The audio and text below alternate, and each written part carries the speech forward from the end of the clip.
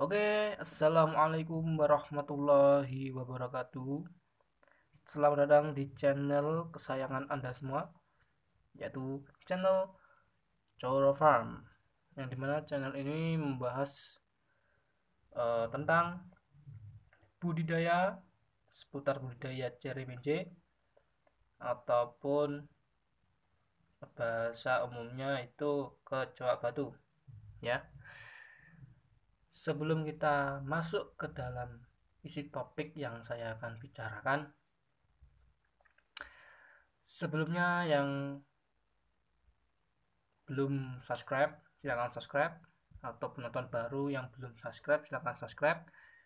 Yang suka dengan video ini silahkan like, dan kalau ada pertanyaan tentang seputar budaya ini silahkan tulis di kolom komentar. Insya Allah saya akan uh, jawab melalui chat langsung, atau saya komentarkan langsung, ataupun melalui video supaya jelas bagaimana menghadapi masalah-masalah atau tentang itu, seputar kecoak batu ini. Nah, oke. Di video ini saya tidak akan memberi makan ataupun membijahkan ini ya. Ini indukan semua ini. Ini saya jual. Ini juga saya jual ya. Kalau mau beli silakan, nanti saya berikan nomor WA saya di deskripsi ya. Nah, saya tidak akan membahas ini ataupun membahas pemijahan ataupun cara budidaya ya, tapi saya akan membalas komentar dari salah satu penonton ya, atau viewer, yang dia itu ingin ternak ini tapi wadahnya itu styrofoam. Nah, dia berkata kalau di styrofoam itu apakah bisa gigit styrofoamnya, sedangkan saya kan memakainya bahan plastik begini, baskom plastik begini, bekas ini. Saya tidak menggunakan yang namanya styrofoam. Nah, kalau menurut saya itu bisa saja digigit ya, bisa saja digigit. Tetapi styrofoam itu ada banyak jenisnya. Ada styrofoam yang padat, ada styrofoam yang padat tapi empuk itu. Nah,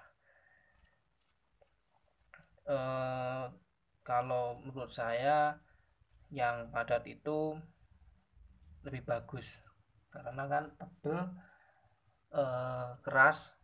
Biasanya itu dipakai untuk ikan ataupun frozen food itu ya, bahan makanan biasanya. Kalau gabus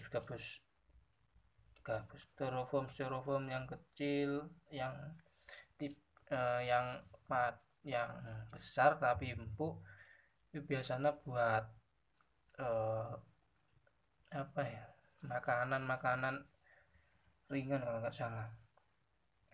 Nah, sebenarnya yang apa namanya, yang saya sebutkan tadi, styrofoam yang agak empuk itu biasanya bisa ya, seharusnya bisa, tapi harus memakai yang namanya lapisan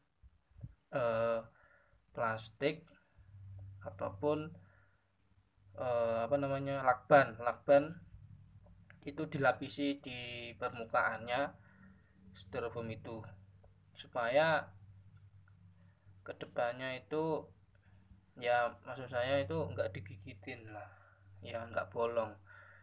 Kardus saja digigitin bolong. Contohnya ini, saya berikan contohnya sebentar.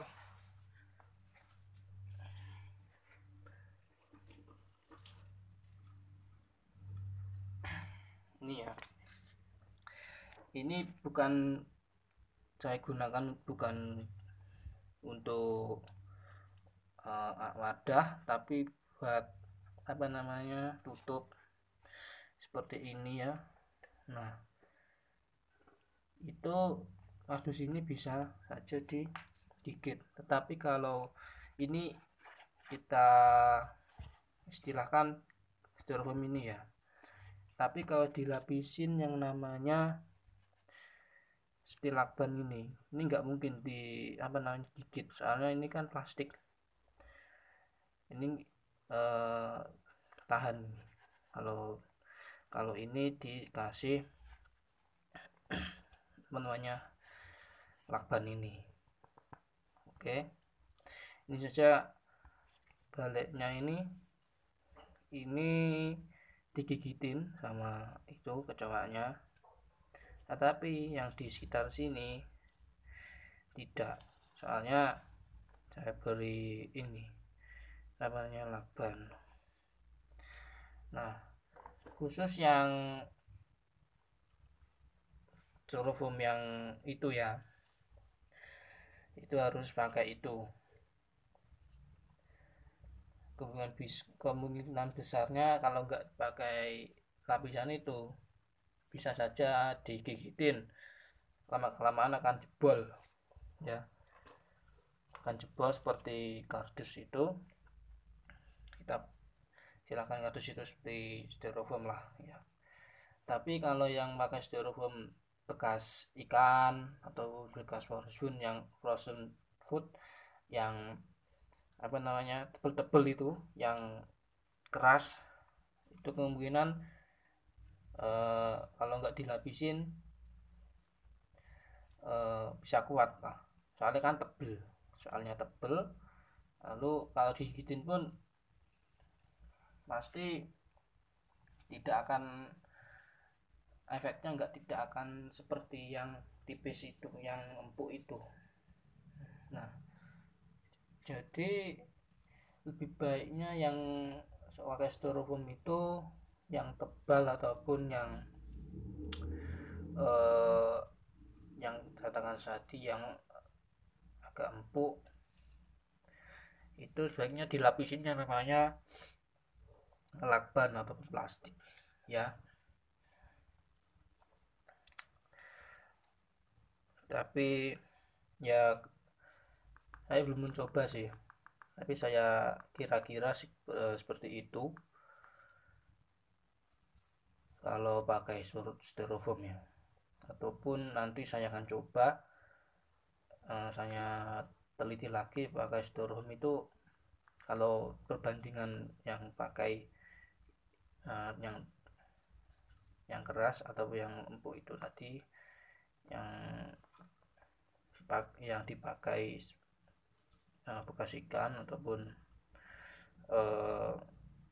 makanan itu, saya akan perbandingkan lebih tahan lama yang mana.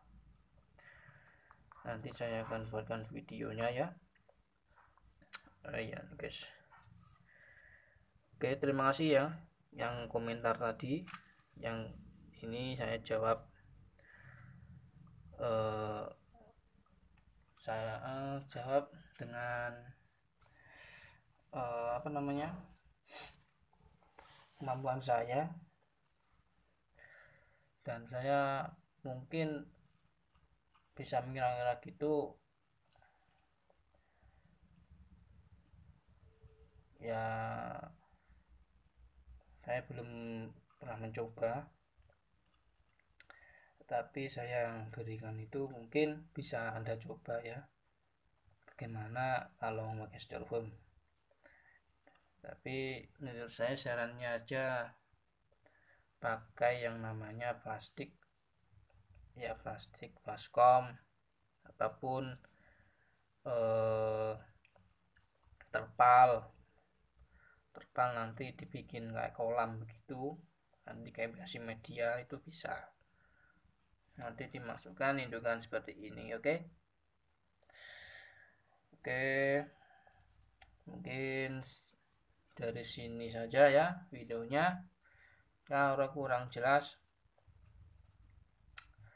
bisa komentar lagi di bawah, nanti saya akan jawab dan saya akan balas komentar panjenengan sedoyo. Oke, saya ingatkan lagi bagi penonton yang baru ataupun penonton yang baru saja tahu dengan channel ini, silakan subscribe ya, tolong bantu support channel saya. Dan kalau suka dengan video saya, silahkan like. Dan kalau ada pertanyaan-pertanyaan seputar kecoa batu ini ya, atau ingin beternak kecoa batu ini, silahkan komentar ataupun bisa lihat video-video saya yang dahulu ya. Oke, dari sini saja. Wallahu muwaffiq ila aqwamit thoriq. Wassalamualaikum warahmatullahi wabarakatuh.